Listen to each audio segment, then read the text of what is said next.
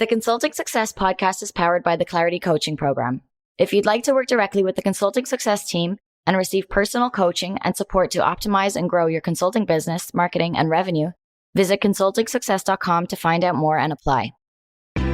Welcome to the Consulting Success Podcast. I'm your host, Michael Zapersky. In this podcast, we'll dive deep into the world of elite consultants, where you'll learn the strategies, tactics, and mindset to grow a highly profitable and successful consulting business. Hey everyone, it's Michael Zapersky, and welcome back to another episode of the Consulting Success Podcast. And today, I am very excited to have Vanessa Bennett joining us. Vanessa, welcome. Thank you so much, Michael. It's psyched to be here. Yes, been looking forward to our conversation. So Vanessa, for those that aren't familiar with you and your work and your company, you are the co-founder and CEO of Next Evolution Performance, where you help businesses build high-performance teams using neuroscience. And so I know we're going to want to get into all that. You've worked with all types of clients in many different sectors, and you also have a very kind of interesting model that you're pursuing with your business partner, Alex, and the team of how you're building out the business. So I know there's a lot that we want to cover here that I think people are going to find very interesting and helpful in their businesses. But let's go back in time a little bit and kind of look at maybe how you got started. And I guess kind of tangential to that, you were, or maybe you still are, and this is new to me, but a group fitness instructor. Is that correct? Yes, I am. That was kind of like my little play job that I had while I was at university. And I thought, I won't be doing that while I get my grown-up job. And sure enough, I was able to juggle both. And to this day, I still teach a couple of classes a week.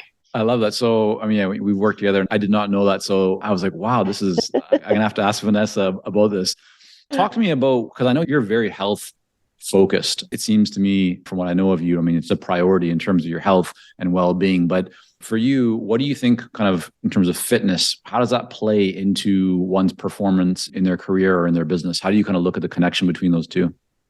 It plays a massive role. And I think, if people can show that they can really take care of themselves and look after themselves physically and mentally, then surely that goes a long way into their leadership skills.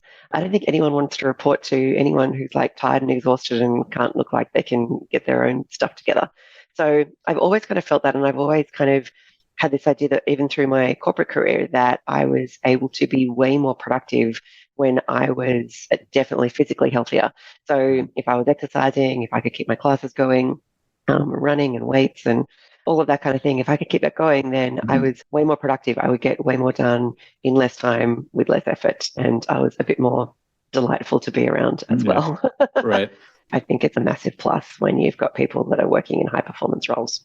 Yeah. My wife definitely says that I'm more enjoyable to be around once I've got my morning exercise in. So I totally get that. I'm thinking just the devil's advocate here. So the person who's joining us right now going, yes, I know I should be exercising more or taking better care of myself or eating better, but it's hard. I'm busy. I have young kids or old parents, or I'm stretched. Like, how do you think about that? Because we all have so much going on in our lives typically that health is often an area that tends to kind of get put to the side. What's your approach been to making sure that it remains a priority and actually gets done? I have the mindset that I can't take care of others unless I take care of myself. So I will always be my number one priority so that therefore I can be the best that I can be for others around me. And that's for my family, for my clients and friends. So when you sort of approach it like that, it just becomes a priority that it goes in the diary first. So it's not something that I squeeze in around the edges. It's like it's in the diary first and everything else needs to fit in around that. And sometimes it is harder. We need to go easy on ourselves that like sometimes I just need to skip a day if I'm like on planes traveling for work and things like that. That can be harder, but I also factor that in if I'm going away. I always take my exercise gear. And even to the point where I've had some days where I'm actually really quite, I might only have literally 15 minutes between meetings. If I'm working from home, I know that sounds crazy, but I will be in active wear from the bottom and I'll pop a jacket on the top and I will literally get like, maybe 10 minutes of weights done between one meeting and then 20 minutes of weights done between another meeting. Like sometimes we just have to break it up, but just get it done. So that mindset, that belief of kind of taking care of yourself first, that you can take care of others, reminds me of like being on an airplane. They talk about the oxygen mask coming down and making sure that you put it on yourself before you put it on others. When did that develop for you? That not only was that a belief that you had, but actually a practice that you had in terms of living it? Is that something that has been with you from like much earlier in your life, or is it something that you developed more in more recent years? Yeah, no, I think I've always been really active. And I think I've always kind of known it intuitively. But now we have so much more research that shows that exercise is great for all the neurotransmitters in the brain. It's great for the concept of neurogenesis, which is the production of new neurons. We know that now that we can think more strategically, more creatively when we have moved. If you look at the Yeah. MRI of a brain of someone that's been sitting still for 2 hours versus someone that's just been up and moving, like one basically looks dead and the other's like creating new connections and all of this kind of Wow. thing. So like I think we kind of have it intuitively, but now we've got a lot of research to prove it. So that's just consolidated my belief on that. Yeah. I do promise that we will get into more consulting and business stuff in a moment here. But I think that just mindset, fitness, health is such a critical part of being able to create a successful business. And in many cases, it does get put to the side, doesn't get the attention that it deserves. But it's very hard to create a long-term, sustainable, successful business if you're not taking care of yourself, which is why I wanted to spend a bit of time with you on this subject, because I know that it's one that not only do you kind of ingrain into the work that you do, but you also live it in your own life. So you mentioned one thing I call like a tip in terms of making sure that you prioritize putting time to exercise or take care of yourself into your calendar. And for me, that's also a massive step that or I should say, an important step that I take as well. It's like if something's not in my calendar, it doesn't get done. And making sure that you keep that as a priority. What other tips is there, or is there anything else that you do that you find from a productivity perspective or a health perspective that you think like this is something that I do, it works really well, I think more people could benefit from this? Anything that kind of comes up for you? I think just kind of create a routine. So the more that you have to think about it and the more that you overthink it, the less likely it is to happen. So I've got things like, even when I'm teaching my classes, like I teach on Thursday lunchtimes, Monday night, like I just don't even think about it. It just has to get done because my name's on the timetable. So I think there's a lot of energy that goes into the actual logistics of getting it done. And so I think if you can take out that as much as possible and just make routine out of the non-routine. When I travel, I have the same hotels, so I know how the gym works and I don't have to like give energy to that when I'm trying to work that out. So yeah, just save as much. We call it cognitive energy. That's a big part of our process with our clients as well. But just save as much cognitive energy as you can and just make it as easy as possible.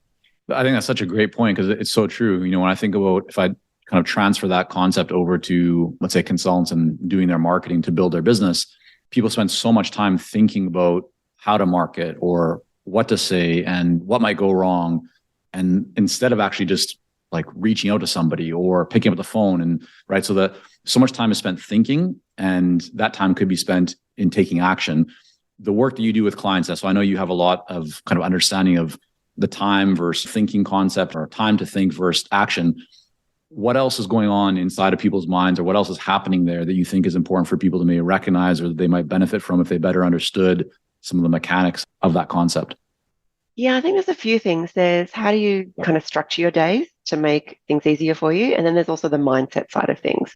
And interestingly, the physical side of things, like when you're physically healthy, chances are your brain is thinking more helpfully as well. So it's more inclined, it builds psychological capital. So it's more inclined to be able to think about what's the best that can happen out of reaching out to this potential client versus what's the worst that can happen. And so I think if I start with the structure first, one of the things that we talk about with our clients is that we really only have 4 hours a day of heavy cognitive energy available to us. So do the maths, we're working a lot more hours than that. And I'm the last person to say we should be working less hours. I love working, so I'm not going to say that.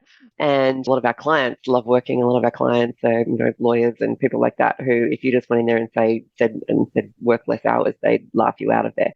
So we don't do that. But it's not the time that we work. It's the way that we spend our cognitive energy while we're working. So if you're not spending it correctly, you could take 6 hours to do something that could really only take you 4 hours if you were using it correctly. So that automatically frees up time. So we do what we can to help people understand that if you've got 4 hours of really heavy cognitive energy, that's a time when you do your heavy cognitive work. So if you feel that like reaching out to clients or potential clients is quite heavy for you, then that would be the time that you would do that. Don't waste that heavy cognitive energy time doing something that's like really light to you. Make sure that you're doing the light stuff during your light time. So if you maximize those 4 hours, get the heavy cognitive work done, you can get a lot more done in less time with less effort. So that's kind of like a structure of the day situation. And then you've got the mindset side of things, which is people have so many, and this is a whole different conversation, but we have so many like limiting beliefs, and our brain is wired for defense. It's not wired to do anything amazing, really. So that's why it's quite easy to hack, which is good when you understand it. So if we can understand where do these limiting beliefs come from, why do we have them, what even are they for us? They're different for everybody.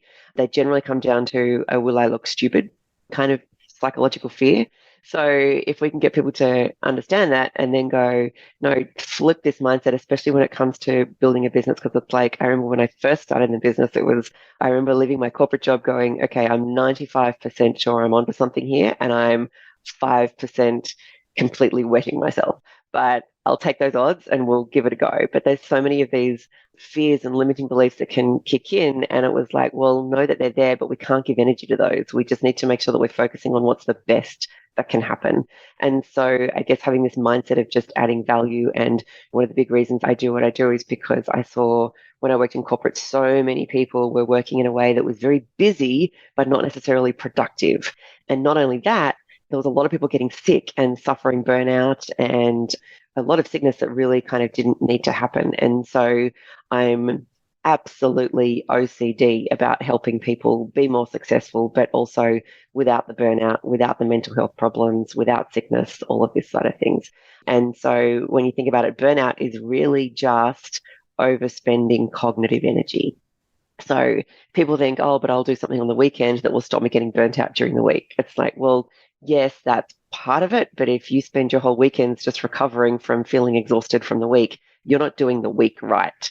So we need to systemically change the way that we operate during the week and while we are at work to make life easier for us. So that's how we structure it. It's our mindset around it. How do we make sure that we're just really coming from this idea of adding value to people? So I find that that really fills my cup when I'm reaching out to either prospective clients or clients that are already in my network to re-engage. It's like, it's just add value. I just want people to have information that they wouldn't have had if it wasn't for us. I want them to ideally implement something that they wouldn't have implemented if it wasn't for us. And if they end up deciding to engage with us, great. And if they don't, that's great too. So you mentioned a whole bunch of things that I think are extremely valuable for people to kind of double click into and spend a bit more time thinking about, or at least kind of observing how it overlays on top of their schedule and their activities.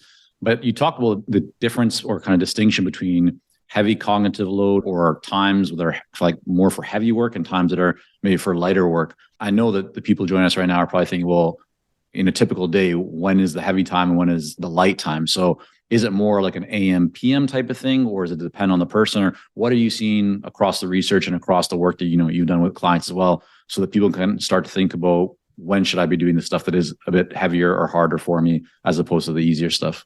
Yeah, so everyone's really different on this one. And I think kind of the world is a bit more skewed to morning people because there typically are a few more of those. And the research, depending on what you see, probably about 60% roughly of people are morning people. Then a few other, about 20% are sort of like the neutrals a bit behind that. And then you've got 20% of people who are like kind of like your classic night owls who, quite frankly, should work on a different continent to where they are. And so the world's kind of skewed to that. But then some people will have like 4 hours in the morning and then they're fairly useless in the afternoons. Some people will have sort of like 2 hours and 2 hours. Like for me, my most productive time is probably from 9 a.m. till 11 a.m. And then I get another burst of after lunch. That's why I tend to exercise at lunch when I can, because then that I'm not cognitively great at that time, so I may as well go and move. And then that turbocharges my brain for the afternoon so that I get a lot more done with those hours of power, as we call them. So that's just me. But I think if we can help people to sort of like just kind of keep a log, maybe over a few week period, it's kind of like, how did you feel at the end of that hour? Would you say that you felt more productive, or were you kind of like, my mind's wandering a little bit? And we've got this perception that we should be working evenly throughout the day. And that's just not neuroscientifically how it works. So let's not beat ourselves up for not being as productive at certain times than others. And then once you can kind of tap into those particular hours, then you can start to think about what work you should be doing during that time. You might have clients that are cognitively harder than others. So is there a way that you can try to be really plan your diary so that you're seeing them at certain times versus other times? Knowing what work is cognitively lighter for you so that whenever you go, you know what, I'm actually a little bit spent, but I can still probably just do that. Then you can still get really productive by getting stuff done that's not really taking a lot of energy from you. So you can really, if you start to implement that, you can probably get an extra, somewhere along the lines of an extra 2 to 3 hours of effective time per day. So it's not managing our time that's the issue. We need to manage our energy. Yeah, I love that. So much of that is about, or at least beginning with being self-aware. And as you said, like noticing how your body, your mind, or your energy is going and then not fighting it, but kind of leaning into it and making the most of it. So, all right, let's now kind of go to around 2016 when I believe that's when you started your company. Yeah, we rebranded in 2016. Okay. We actually started in 2012, but yeah, 2016 we're kind of rebranding and we're starting to really work on our messages and all that kind of stuff. And we went, right, we're actually really in business now. We need to try to behave like grown-ups. Yeah, so talk to me about that. What was the difference between starting in 2012 and then 4 years later, 2016, deciding let's step up our game? Kind of give me a bit of a before and after. What were the main changes, or what were the main things that you were feeling that you needed to, or I guess that caused you to actually have that mindset of let's level things up?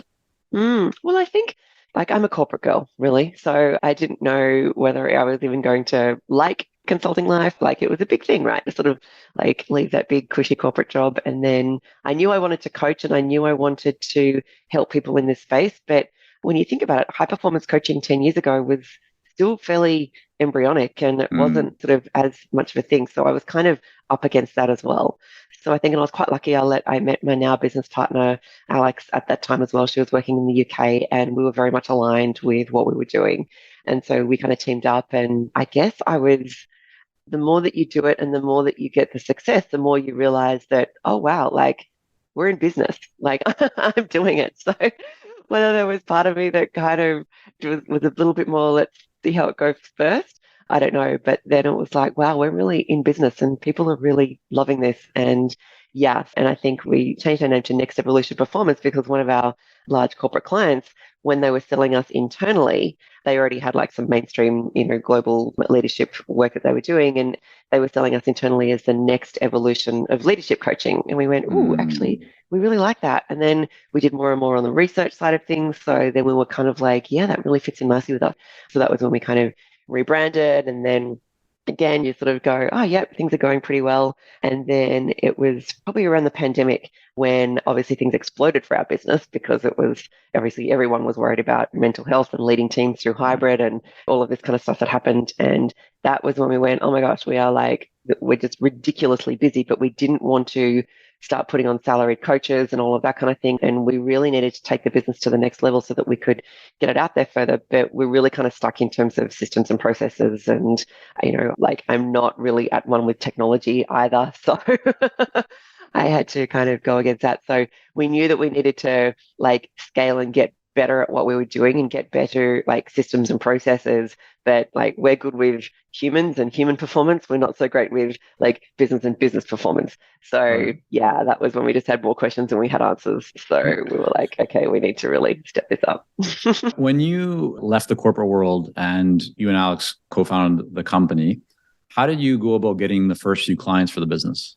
From my existing network. So I was quite lucky. I was not lucky, it was by design, a lot of hard work, but I was in sales. So I was head of sales for a global mutual fund company based down here in Australia and New Zealand. And so from that, I had so many contacts and I'd always been in sales. So I knew all the salespeople from a whole other bunch of mutual funds, from a lot of investment banks, a lot of insurance companies. So very lucky to have had a really wide network to start with. So I really just kind of tapped into my existing network because a lot of my contacts had kind of grown up and they were all now heads of sales. Right. And so I really just tapped into that existing network and just started off there, and that got the ball rolling and never looked back from there, I guess. And for those wondering who might be in a similar position, saying, maybe they've already been consulting for a while, but they've never really leveraged their network, or maybe they've just kind of forgotten to over time and not really paid much attention to it. What's the approach that worked best for you? Was this as simple as sending an email to somebody and saying, hey, how are you doing? What's going on? Here's what I'm doing now. I'd love to reconnect. Or do you do something different? Yeah, so it was a lot of just catching up with people as well. Like, that was 10 years ago. Right. And that was what people did back then. We actually got together face to face and did it really old school. So it was generally like emails. I would reach out to people, say, hey, this is what I'm doing now. But I also kind of like put a question in there. So I'd really love to pick your brains on X. So I was blown away by how people were willing to support me. It's like, yes, I didn't get anyone just go, no, I'm too busy to give you half an hour of my time to help you. Like that just wasn't a thing. So I just basically filled the diary. And I guess I was lucky because sales was not something that really worried me because that was my background, right? So like I knew the process, I knew how to do that. So that didn't really bother me. I just kind of like went, you know what, you've got to just get out there and meet people and see where these conversations go. Yeah. And they would either just go, actually, that sounds pretty great. Let's do something for our team. Or it was like, oh, actually, we don't need anything like this right now, but maybe for later. Or actually, have you spoken to so-and-so, so-and-so, and so-and-so? And so you talk to one person and you end up getting another 5 people to speak with. And that was pretty powerful back then. That kind of like, it was all of chaos because I didn't have any like great systems and processes and follow up and all that kind of stuff. But I really did sort of make sure that I leveraged my existing network quite well because that was kind of all I knew and it worked. Yeah. So, I mean, with a background in sales and spending so many years in sales, right, you have no problem reaching out to people, having conversations, right? So you're confident on that side. What do you tend to see that others around you, or just those that you know, who maybe don't have that same level of experience and track record in sales, where do you think like the big opportunity is for people? What are they not doing that they should be doing, or where are they making mistakes? Yeah, I think just having a system as a starting point, like you just have to reach out to people. Like you just need to do that. You can't overthink that. You just need to reach out to people. And I think having the mindset of you're not actually selling, like you're adding value and people are totally fine when you're adding value to them. And what's the worst that can happen? Like it's a numbers game. If someone doesn't find that what you have to say is valuable, then someone else will. Right. So I think having the confidence just to think of it like a numbers game, but adding value. And if you can think of it that way, then you're not overthinking the phone call and you're not overthinking the email and you're not overthinking everything. The more that we overthink, that's when things start to go awry. So don't spend cognitive energy on overthinking, just get out there and add value and get that done. Hey, it's Michael here, and we'll be right back to the podcast. But first, are you ready to grow, scale, and take your consulting business and marketing to the next level? If so, our Clarity Coaching Program may be a great fit for you. You'll work with our experienced team to set up a strategic plan for your business and coach you step by step in areas like how to consistently attract more leads, develop a magnetic message that resonates with your ideal clients, strategically package and position your services, earn higher fees, win more proposals, and scale your business. To find out more about Clarity Coaching and apply, go to consultingsuccess.com and click on coaching. So you kind of start to allude to this a little bit, but I'd love to go a bit deeper into the chapters of the business and the evolution, no pun intended, of your company. So you and Alex co-founded it. And then I'm wondering like the progression of the team and then towards the model of, I know now what you're exploring more is around licensing and so forth. So just walk us through, if it's the two of you from day one, what does that look like as you move forward in the months and years ahead? What changes were made, and kind of take us to where you are today? So I think structurally, yes, it was just us. Then I found that I was needing an assistant. So we have to practice what we preach. So basically I kept a log of everything that I found heavy that I had to do. You know, when you first start out, like you're literally doing everything. And I kept a log of it. And then that was probably sort of like the first thing that I went to was like, I really need someone just to take care of all my admin, logistics, travel, bookings, all of this kind of stuff. And so I did hire someone for that quite early. I probably should have done it even earlier. I think my advice to people is when you are not sure if you can do it anyway. And probably if you think you can't do it, just do it anyway. So the quicker that you can get all of that admin stuff off your table it's so much easier. And so that was probably the first thing. And then we started to toy with the idea of like having other coaches. And so we did have some coaches that came and joined us, but the model wasn't right and they were too new in the scheme of things. We spent more time trying to help them on the business coaching side, and that's what we wanted to help them with. And this is why now, and since finding consulting success, now we make it that if people are joining us, they have to do your momentum program as a condition of joining us, because it's just such a great succinct way to be able to get them up to speed on that side of things. And then we help them on the coaching and all that sort of stuff. And everything's very specific to us. So we had some coaches that started working with us that did not go well, and it just sucked the energy from me. And I found that really, really hard. So it was like, we've got to practice what we preach here. This is not working. So we needed to basically pull it back. It was Alex and I again. And then we now have someone up in Singapore who's amazing. We met her. She runs her own business. And then she does a lot of our overflow work up there, which is fantastic. So it's great to have a resource up in Asia. And that kind of helps us manage time zones a little bit better as well. And we've just had another coach start with us in New Zealand. But we now think we've got the model right in terms of if it's a new coach, we have a model for them and they need to go through your program first. But then we're now in a position, because of all the streamlining that we did in terms of productizing our business, and we, productized our workshops. So we really grappled with this whole idea of like, we wanted to still be tailored, but we needed more processes. And so we had to get that. There's a real tension there, right? Like, we had to make sure that we got that tension between still staying tailored for people, but having the basis of everything that was much easier to sort of piece together and off the shelf. So we did a lot of work productizing all of our workshops.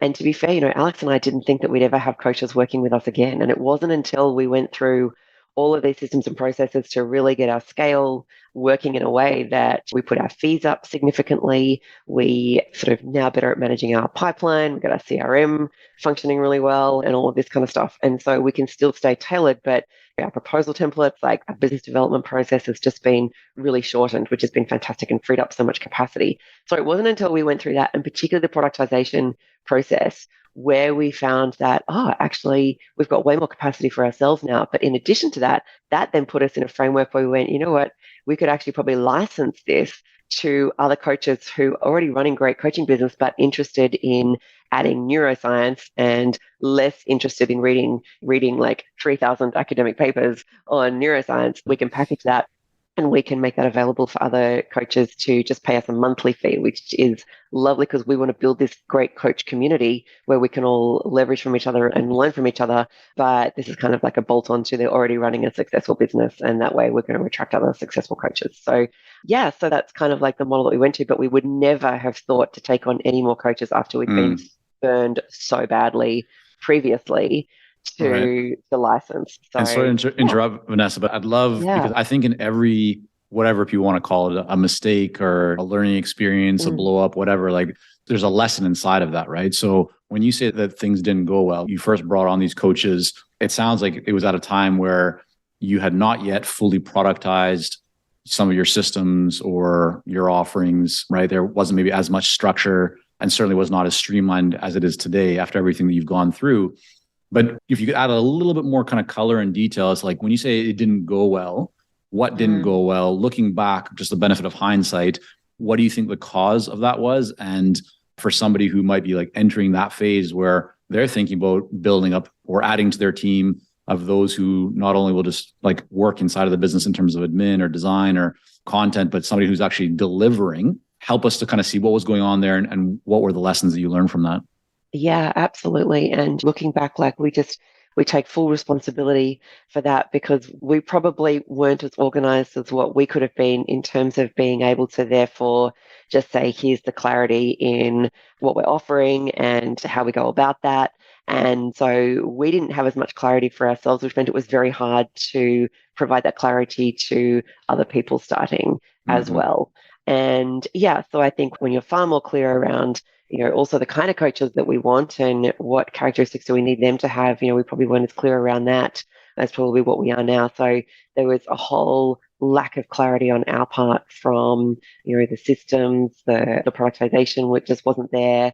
So there was a lot of things that we definitely didn't have in place before we kind of went, we definitely want more capacity now. So we want to take on more coaches. And it was like that we should have freed up more capacity with ourselves first by getting all of our systems and processes and productizing, and then in a far better position to be able to have a great offering for other people as well. So it sounds almost like, just to maybe kind of try and summarize this or add some clarification, is it correct in saying that at that time, kind of version 1, you were bringing people in who you want to help with delivery and other aspects of the business, but the materials weren't necessarily created for them at that time? So you had some stuff in place, But it was like, you're bringing people in, you need to train them, but you're trying to train them as materials are still being created, as opposed to version 2. When you did this the next time, you already had the systems, you had the documents, you had the structure. So now you're able to bring people in, and essentially the whole onboarding, the whole experience, the training is so much easier because you're putting them into saying, here's what we're going to take you through.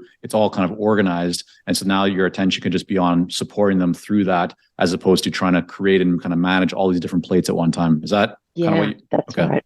Exactly. And we still tweak, but there's still changes that we make that we still tweak along the way. We kind of feel like, all right, now things feel like they're kind of okay for now. Instead of feeling like we're spinning a million plates at the same time, we now feel like, okay, well, we've got some things that we're more in control of when we make things better or tweak a process or something like that. So we're not making holeless bolus changes anymore. And you mentioned, so right now you have the core team, right? The 4 of you, it sounds like. Walk me through kind of the thought process of adding a bunch of new people. And so as you're continuing to grow, it sounds like the decision is not to just bring on more and more full-time people like into the mix, but rather potentially look at licensing.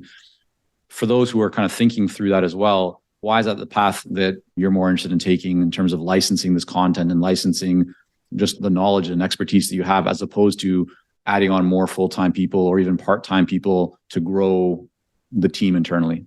It's a great question. And I think Alex and I grappled with that.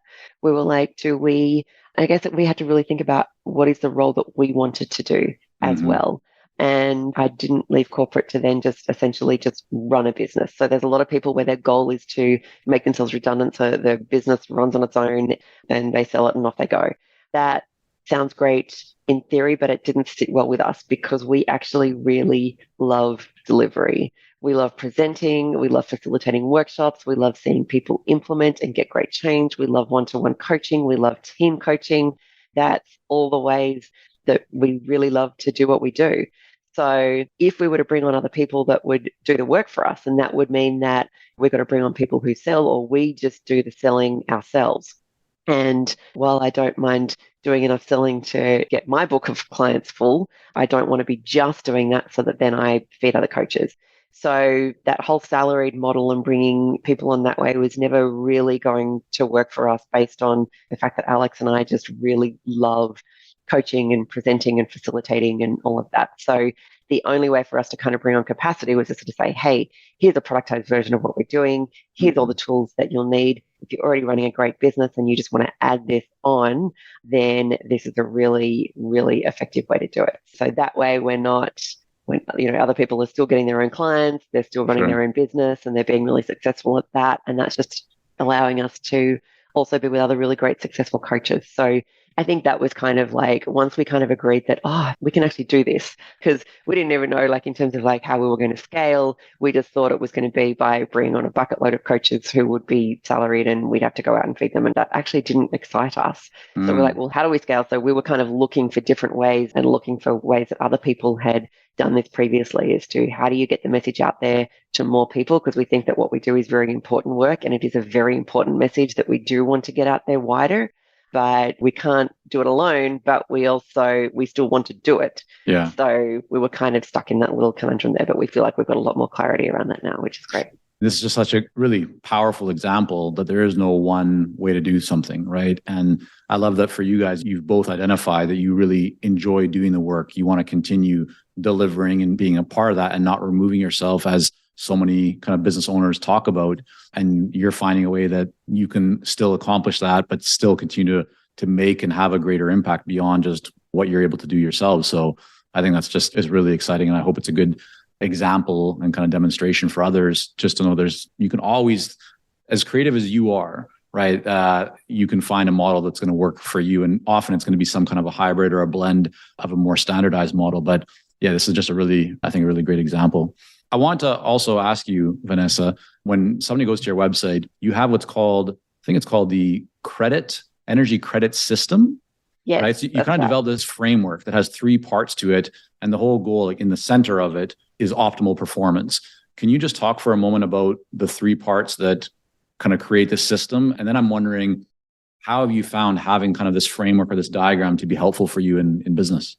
Absolutely. So the energy credits is kind of our whole framework is around neuroscience, and it's around even more specifically around this idea of cognitive energy. And so that's a big part of relieving burnout, as we said earlier, is understanding how to manage cognitive energy much better. And so we kind of put this three-pronged process together, which means that to have optimal energy and optimal performance, there's really three aspects to it. So there's the physical side of things. So what can we do physically to be able to promote our brain function? So I'm not focused on everyone should become an Olympian or look a certain way. It's just literally what can we do physically that we can promote brain function? And that's not just fitness and nutrition. It's like it's natural light, it's your environment, it's are you working in an office that's too cold? Like, do you have to commute in rush hour? Anything that affects your physical being. And then we've got the mental side of things, which is we need to have the foundations of performance mindset in place. So we talk a lot then around psychological safety and accountability. So often we see in businesses, large and small, accountability is actually really low. And you get the whole, oh, but I would have done my bit, but I didn't get my bit done because so-and-so didn't get their bit done. And next thing you know, we've got all this last minute dumping on people and people get really stressed because now they've got to do things at really short notice. And that's really frustrating. And that's a really big reason that people are spending what we call these energy credits, is because with frustration. So we have a lot of mental and emotional side of things as to how we just bleed energy credits and we don't even realize. And then we've got the neural side of things, which is how do we hack into our brains around how do we structure our days, weeks, months, and years better. So that's taking holidays over the longer term, but it's also how do we structure those days for that 4 hours of cognitive work and all of that kind of thing. So when you put all these together, because people are always like, oh, how do we get more energy? And it's like the first thing is you need to stop spending it unnecessarily. So imagine that we have 100 energy credits in a day. And yes, we can replenish them, but most people overspend. So the first thing is it's like just stop spending them unnecessarily by structuring your days well and having the right mindset and having psychological safety and accountability in your businesses. And then you can start to go to more advanced performance mindset. And that's when we love working with people on this whole, targets have just gone up 20%. How do we get excited by that rather than freaking out by it? So, and that's that really, opportunistic can-do mindset, and you're creating new neural pathways and all this kind of stuff. So we do a lot of that, but to be fair, over the pandemic, we've kind of had to go back to basics from accountability, psychological safety, all of that sort of thing. So when you use all of those together and you understand each of those for both individuals, but also for teams, then you can start to really optimize energy. And when you optimize energy, that is your currency. So many people say, oh, I need more staff. And it's like, you don't. If your existing staff is coming to work every day with energy being about 6 out of 10 on a scale of 1 to 10, it's like you don't need, the last thing you need is more tired staff. You need existing people that you have to get their energy levels up much higher. Then they're getting more done in less time. Then they're more delightful to be around. Then they're more accountable. Then they've got more of a can-do attitude. And that's when you really lift the high performance culture. So this is why this energy credit system, when we understand that and how to maximize that, that is how we really optimize performance for people. Love it. And the graphic, the visual, or the framework itself, how does that kind of manifest, or how are you using it inside of the business? Is this something that you're actively like giving presentations on or talking to clients about the 3 different parts? Or I'm just wondering, like oftentimes people maybe see a graphic like this, or they'll hear about the importance of developing a framework or some kind of a visual. But I'm wondering, how are you actually applying it in your business and where you find it to be most effective? Yeah, so we tend to use it, obviously, on the website, so they've generally seen it by the time that we have a conversation with them. Right. We have a 45-minute performance call, which is when people are interested, we kind of just discover a little bit more about them and what they need. So we just ask questions for all of that, which is great. And we use it as part of that. So we would say literally more towards the end of this, it's kind of like, hey, this is our kind of approach. We can definitely help you. Is that something that you'd like to hear more of? So we only really touch on it. We would probably bring that up, share that slide in that performance call, and it would literally be like 2 minutes, no more. But it's just enough to give them, I guess, kind of like confidence that we have a system around this. Yes, here's our system. We apply it differently for everybody because we want to make sure that it's really focused and tailored on your needs. But here's the system, and we're really good at this. And this has taken us, a lot of research to look at, and it's taken a lot of, I guess, kind of like practice and putting it into practice with clients that this is our system, and we might apply it differently, but we have a system, and that just gives them confidence. Yeah. All right. So I want to kind of shift into, before we wrap up, a little bit of, call it lightning round, call it whatever you will. It'll be kind of short, maybe questions here, but I'm wondering, over the last 6 to 12 months, Vanessa, what is maybe one challenge or kind of big learning that you've had, or that you've experienced that has made the business stronger? So now looking back, something that you've gone through over the last 6 to 12 months that you feel, again, it was a challenge, but you've now overcome it, or it was just a learning or an experience. But looking back on it, it's like, yeah, we're ahead because we went through this. Anything stand out for you? Definitely. I mean, I think we're working with you at Consulting Success has been fantastic. We've had that community there, which has been really great. But I think just going through the processes of like getting your message right first, just going back to basics. And I think one of the biggest things we've taken from you is this idea of imperfect action. It's like, just start. And I say this, with my clients as well. So it's probably got to practice what I preach as well on that one, I think. But I always say to people, it's like, we call it the to-do list versus the to-do list. And it's like so many people just spend cognitive energy just going, what's next on the list? And they also spend cognitive energy. I had this exact conversation with a client yesterday. It was like, he's actually made really good progress. Like he's probably about 75% of the way there on a few things that we've been working with together. But in his mind, he's like, it's binary. It's like either it's 100% done or it's 0% done. And it's like, no, we need to really focus on where we are making lots of progress along the way, because that then gives you a sense of accomplishment. It then gives you momentum to keep going. So I really love this idea of imperfect action. So we are by no means done. I think it's something that's never done because you need to keep tweaking. Sure. But at least now we're at the stage where we are tweaking, which is great. And I think being mindful and open to that, but getting the systems and processes in place to really scale and free up capacity has made a massive difference to our business.